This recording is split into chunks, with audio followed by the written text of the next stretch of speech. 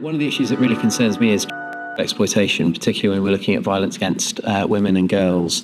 Would you agree that the work carried out and commissioned by Mayor Andy Burnham was of good value in terms of identifying those failures? So I think this was really important, the work. There's been a series of these investigations. So there was the work that was commissioned by the Mayor in Greater Manchester. There's been, obviously, the ICSA, the independent inquiry into child abuse as well. And some of the issues there actually go back to this point about how you identify the most dangerous offenders and how you make sure that they are being targeted and are being dealt with. Some of it is also around how you make sure that systems respond and take seriously child abuse wherever it is found, so the mandatory reporting, for example, that was highlighted as part of the ICSA inquiry, how you make sure every institution is doing its bit to take seriously child abuse. And obviously Alexis J did a very good report into Rotherham, yes. And we've had Mayor Andy Burnham do the Rochdale review, and both of which identified very systematic failures at that local level. And again, in my own constituency of Keighley and Ilkley, I'm deeply concerned around issues around exploitation around the wider Bradford district. And I know I'm getting a lot of constituents coming to me about historic cases that are still working their way through the system, but also live cases that are unfortunately still happening.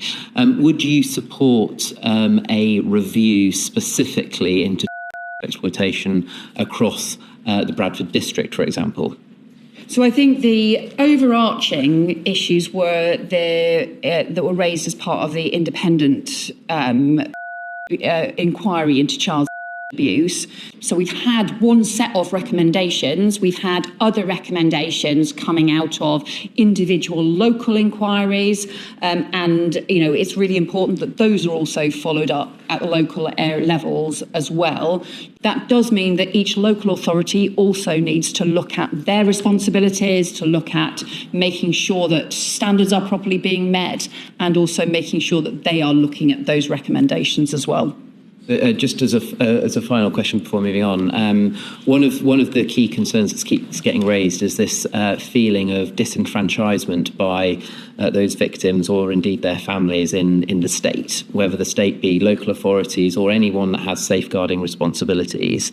And that's certainly been something that's raised to me, but also things that was highlighted really in the reports that are being carried out.